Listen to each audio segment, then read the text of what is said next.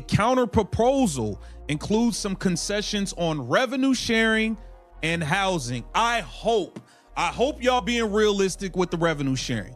Y'all keep throwing this 30% out there. They said that's not doable, not possible. They are still at 15. They are letting you know what works. I hope y'all are not wasting time and getting to a point where they should just lock it down, man. Because like, let's be real here. The WNBA Players Association has lowered their latest offer to 27.12% of the league's total revenue, down from 30% in December.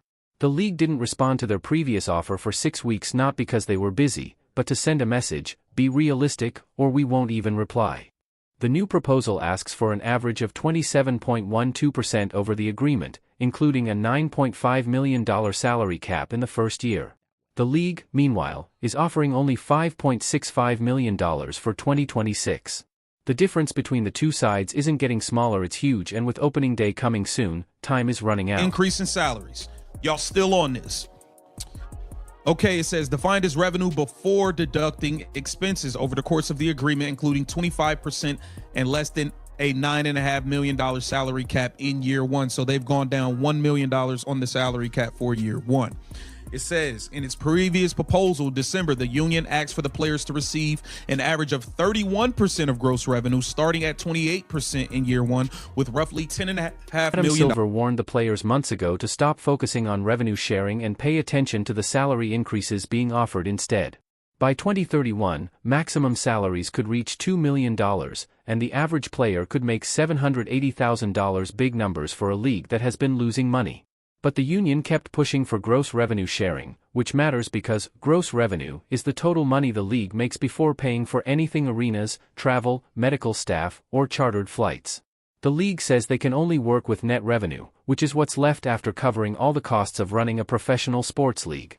The players, however, want their share calculated before any of those expenses are paid. On the issue of housing, which has also been a critical point in negotiations, the players proposed that teams continue to provide housing to players in the first several years of the new agreement, but that in later years, teams will no longer be obligated to provide housing for players making close to the maximum salary on multi-year deals and receiving full salary protection, a source said. So they still want to get free housing for the first few years, but they want the only people now that don't. Let's talk about housing, where the proposal gets a bit creative. The union is suggesting a compromise that seems fair at first. Teams would keep providing housing for the first few years of the new CBA, but later on, players earning near the maximum salary on multi-year deals with full salary protection wouldn't get housing anymore. In other words, rookies and mid-level players would still get apartments, but star players making close to $2 million a year would find their own housing. That's actually a reasonable middle ground if you're making that much. Handling your own place during the season isn't too much to ask. The big question is whether the league sees this as enough of a compromise to restart serious negotiation. It says WNBA teams have been required to provide housing for players since the first CBA was ratified in 1999, and its previous agreement, which officially expired January after 2 extensions, teams could provide housing in the form of one-bedroom apartments or a stipend, but the league had not included housing provisions in its proposals prior to its latest one. In its proposal from early February, the league made concessions on its own housing and facility standards. The league offered to have players Here's the key timeline. The WNBA submitted their February proposal 11 days ago, which included housing for minimum salary players and those with no experience for the first 3 years, plus studio apartments for developmental players. The league had wanted housing costs taken out of the players' revenue share, but they backed off that demand. They also made concessions on facilities and standards. In response, the union lowered their revenue demand by 2.5% and reduced their first-year salary cap request from $10.5 million to $9.5 million. But the league is only offering $5.65 million, so meeting in the middle isn't possible. The union is still asking for almost double what the league is willing to pay. Here's the Natasha Clouse Nekaguma case who keeps saying, oh, they didn't respond. No, they did respond by not responding. They were telling you guys to get real and be more realistic. You guys have been failing to do so.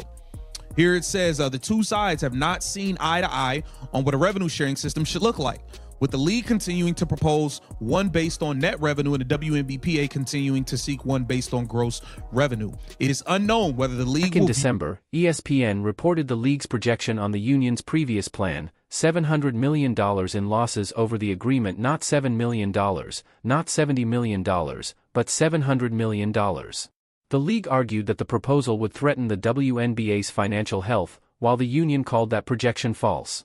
The union claimed the league wasn't counting expansion fees, like the $50 million from Golden State, Portland, and the expected Toronto team. They argued that with these fees, the revenue-sharing plan could still be profitable. The problem is that expansion fees are one-time payments. You can't rely on them to fund ongoing operations. A league needs consistent, year-to-year revenue to cover its yearly expenses. In 2025 was at $249,000. It says the average player salary, including revenue sharing, was projected to reach $540,000 in 2026 and $780,000 by 2031, up $120,000 from 2025. ESPN reported in December that the league projected the union's previous plan will result in a $700 million loss over the course of the agreement, and that would jeopardize the league's financial health. The union believed its revenue sharing model would still put the league in a profitable position. The league's latest proposal sets maximum salaries at $1.3 million in 2026, growing to nearly $2 million by 2031. Average salaries, including revenue sharing, would be $540,000 in 2026 and $780,000 by 2031. For comparison, the 2025 Supermax was just $249,000, so this would quadruple top salaries in 6 years. That's a huge boost for players who have been playing overseas just to earn a living. The league is offering this even while still losing money, betting that Caitlin Clark's popularity and new rookies will keep fan interest growing. The players, however, say it's not enough. They want even higher pay, calculated on gross revenue, meaning they'd get their share before the league pays its expenses. In time that nobody has at this point, too. That nobody has. Y'all went down $1 million from 10.5. They met y'all at 5.65. You guys came down to 9.5. Not gonna get it done. Y'all are still talking about a 27.5. So y'all went down 2.5% from the 30% that y'all was looking for. Y'all went down to 27.5% on a revenue sharing system where they told y'all they cannot do that.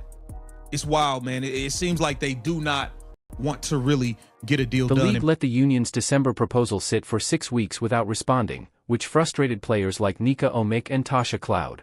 But the league wasn't being petty, they were sending a message.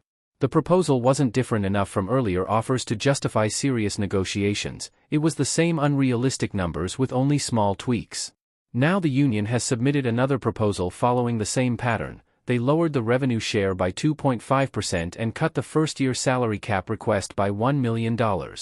It's technically some movement, but not enough to close a deal.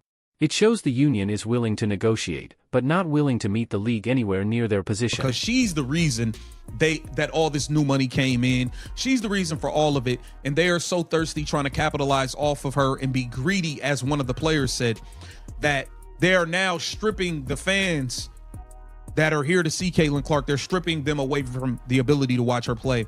Up to this point, I think the WNBA should, at this point, do away with these people. Try to get some replacement players and move on with the players you have on rookie contracts and newly drafted rookies, and just move on, man. This is getting ridiculous.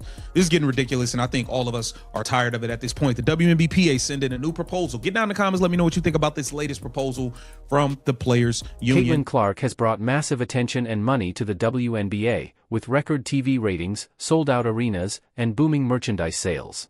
But the labor negotiations could stop fans from seeing her play this season. The union wants revenue sharing based on projected growth, while the league is offering raises based on actual results. For Clark, a rookie, the dispute won't change her immediate salary much, but it could affect whether she plays and whether the league keeps the momentum from her college career. The housing compromise rookies and mid-level players get apartments, stars handle their own is smart and fair. But the revenue gap is huge. The union wants 27.12% of gross revenue, while the league offers $5.65 million based on net revenue. The two sides aren't just far apart on numbers, they disagree on how to calculate revenue. Concessions have been made, but not enough to bridge the gap. Commissioner Adam Silver warned months ago that gross revenue sharing wouldn't work and urged focus on real salary increases, which are substantial. Training camps are near and the season is approaching, but the core dispute hasn't moved since December. If unresolved, the league could lock out players or face a strike, hurting fans, players, and the league's growth. Both sides have valid points. The league has grown and ratings are up, but it's never been profitable on its own, and one breakout season doesn't erase decades of financial reality. Expansion fees from new franchises help, but they're one-time payments, not a sustainable revenue source. Expansion fees bring in big one-time money, but the league can't run yearly operations on that. They're meant for long-term investments, not salaries. The union is betting that the Caitlin Clark effect will last, that fans gained last season will stay even if the product drops. That's possible, but risky.